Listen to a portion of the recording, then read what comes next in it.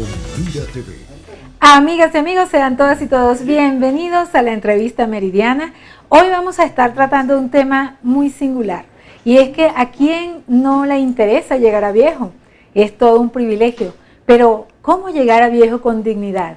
Este es el tema que vamos a tocar el día de hoy. Para ello contamos con la presencia de un profesional pues muy querido y además muy prestigioso de los Altos Mirandinos. Se trata del doctor Guillermo Graterol.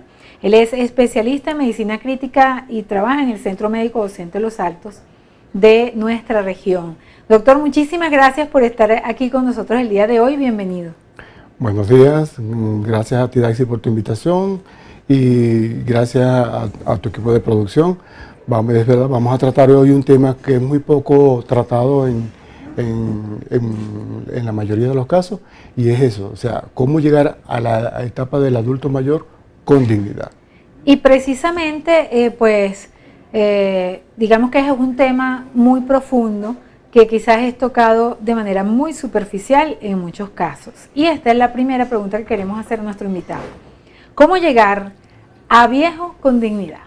Bueno, el término viejo ya prácticamente se ha dejado de un lado, porque en algunos casos suena como, a veces dicen, como despectivo, y en esta parte de acá de América Latina o América del Sur se utiliza actualmente el término de adulto mayor. Ahora, ¿cómo llegar al adulto mayor con dignidad? Eso implica dos elementos que tenemos que tomar en cuenta y en consideración. Primero, llegar a la etapa del adulto mayor no es malo. Malo es no llegar a la etapa del adulto mayor.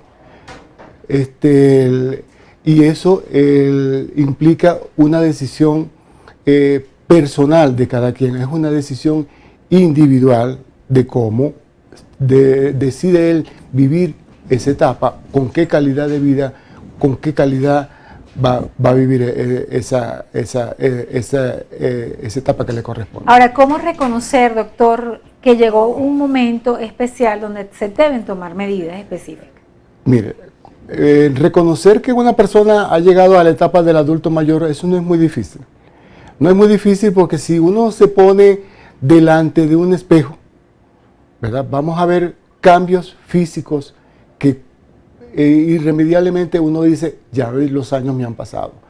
Cuando yo me paro delante de un espejo y me veo aquel montón de canas, aquel montón de líneas de expresión que no tenía cuando tenía 20 años, aquella mirada que no es la misma, por supuesto que yo reconozco que el tiempo ha pasado.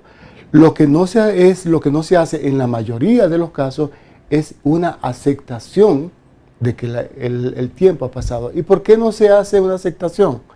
Porque relacionamos esa etapa de nuestra vida con cosas que son como negativas. La mayoría de las veces lo relacionan con personas con enfermedades, lo relacionan con personas que son improductivas, que ocasionan gastos, molestias, incluso consumen tiempo para otras personas, y por eso la mayoría de las veces no se acepta que el tiempo ha pasado. Ahora, ¿cómo prepararse, doctor, para esa fase, para asumir que estamos en esa fase, pero hacerlo, como decíamos al principio, con dignidad? Bueno, yo, como acabo de decir anteriormente, eso es una decisión individual.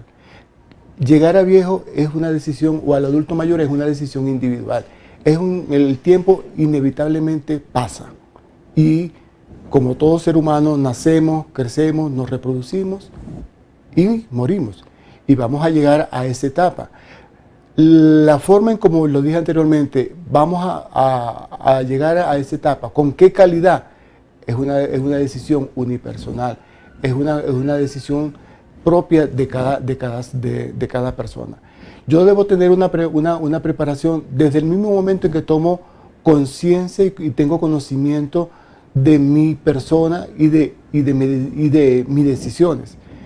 A lo largo de la vida, una de las cosas más importantes es la preparación física, mental y espiritual, porque en eso actualmente es lo que se basa el término o el concepto de salud.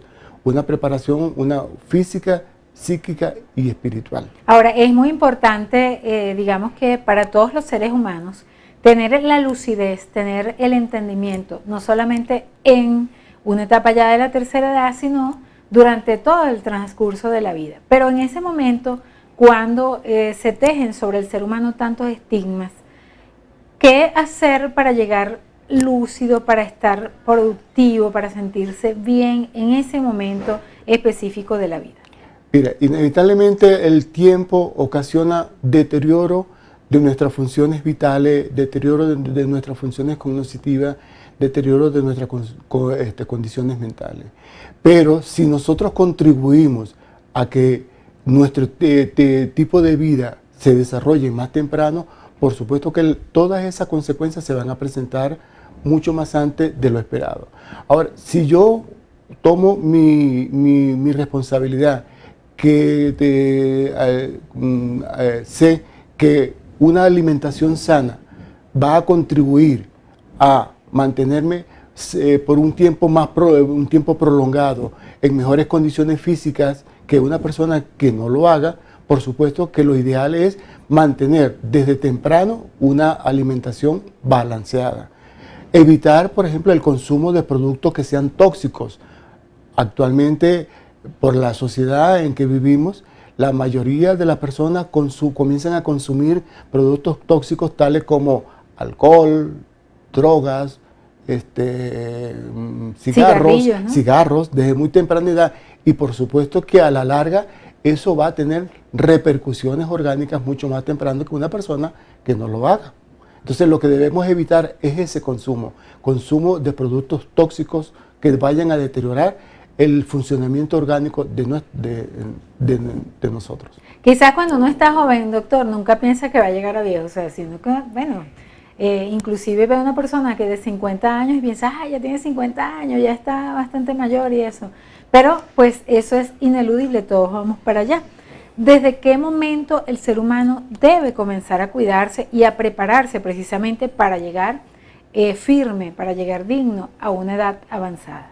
Fíjate, yo pienso que desde el mismo momento en que nosotros nacemos, por nuestros padres deberían comenzar a cuidar de nosotros a través de una alimentación balanceada. Actualmente hay en este momento el desarrollo de una alimentación a través de centros de comida rápida. Esos centros de comida rápida lo que ofertan al público son comidas muy ricas en grasas saturadas que comienzan a ocasionar enfermedades de tipo metabólicas en la persona, y que predisponen a enfermedades de tipo, y estas enfermedades de tipo metabólica condicionan a enfermedades de tipo cardiovasculares, cerebrales, por ejemplo, a infartos y enfermedades ACV, a problemas de tipo renales, y hoy estamos viendo cómo nuestros niños son más obesos que anteriores y eso se está convirtiendo en un problema de salud pública. Entonces, desde el mismo momento en que nosotros nacemos y cuando somos dependientes de nuestros padres deberían tener la responsabilidad de garantizarnos a nosotros o de darnos una alimentación balanceada. Doctor, en la próxima parte nos gustaría conocer su opinión con respecto a cuál es la diferencia de una persona que se ha cuidado en su alimentación, en el ejercicio, etcétera, desde pequeña, o quienes ya cerca de la edad avanzada están viendo este programa y quieren hacer lo propio. Pueden lograr tener esa calidad de vida de la cual nos estamos refiriendo en este espacio. En la próxima parte, la respuesta de nuestro invitado al día de hoy, el doctor Guillermo Graterol. Quédense con nosotros. Gracias. Informativo Mira TV. Continuamos, amigos, con el doctor Guillermo Graterol. Él es especialista en medicina crítica del Centro Médico Docente Los Altos. Está con nosotros conversando acerca de la posibilidad que tiene el ser humano de llegar a una edad avanzada con dignidad, es decir, con todas sus facultades plenamente en desarrollo. Doctor, si una persona se cuida desde pequeño, obviamente tendrá mayores posibilidades, pero ¿qué pasa con quienes están viendo este programa y quieren hacerlo, quieran mejorar su calidad de vida? ¿Tienen realmente las mismas probabilidades de llegar a una edad avanzada disfrutando de calidad de vida? Mira, cada quien tiene que asumir las consecuencias de sus actos. O sea, inevitablemente, como yo dije anteriormente, hoy en día nuestra juventud comienza a consumir productos tóxicos desde muy pequeño, desde temprana edad. Comienzan a consumir licor a los 11 años, a consumir cigarrillos a los 11 años, drogas a los 11 años. Por supuesto que una persona que consuma licor por un periodo de tiempo prolongado, que comienza a los 11, 15 años, vamos a ponerle como máximo, cuando ya esa persona llega a los 40 años, inevitablemente ya hay repercusiones orgánicas y que son irreversibles. Por ejemplo, una persona que consume por determinado periodo de tiempo prolongado y en forma continua alcohol, ese hígado a la larga va a tener sus consecuencias. Igualmente el que consume cigarro. Uno le ha preguntado muchas veces a ciertas personas, ¿tú fumas? No mucho. ¿Cuántos cigarros se fuman? No, me fumo media caja diaria. Ya está demostrado que 3 cigarros diarios son suficientes como para producir, cuando se consumen por un periodo de tiempo de más de 10 años, una enfermedad que se llama efisema pulmonar. Es una enfermedad que es irreversible y que a la larga causa la muerte. Doctor, entonces, cada quien tiene que saber que el consumo de estos elementos produce efectos tóxicos y son inevitables. ¿Qué pasa, por ejemplo, con temas como el estrés, como la discriminación social muchas veces con las personas de la tercera edad? Son muchas veces injustamente tratados pensando que son inútiles y despreciados por muchas personas, inclusive los familiares. ¿Qué hacer con eso que pasa muchas veces en los hogares venezolanos? Hay que cambiar el concepto de lo que es la tercera edad. Como lo dije, la tercera edad lo relacionan con enfermedades, lo relacionan con incapacidades, lo relacionan con improductividad, y eso no es así. Como digo, si una persona se prepara en el ámbito humano, en el ámbito mental y en el ámbito espiritual, puede llegar a ser productivo aún en esa edad. Y hay ejemplos de personas que son productivos a esa edad, personas que han conseguido su fortuna a esa edad. Entonces, no se puede catalogar a una persona que llega a la tercera edad como una persona improductiva, como una persona que vaya a producir gastos innecesarios. No, ese concepto debe cambiar. Doctor, ¿qué opina usted de las cirugías plásticas en ese momento? La cirugía plástica, o sea, por supuesto que yo soy médico y tiene sus indicaciones específicas, ¿ok?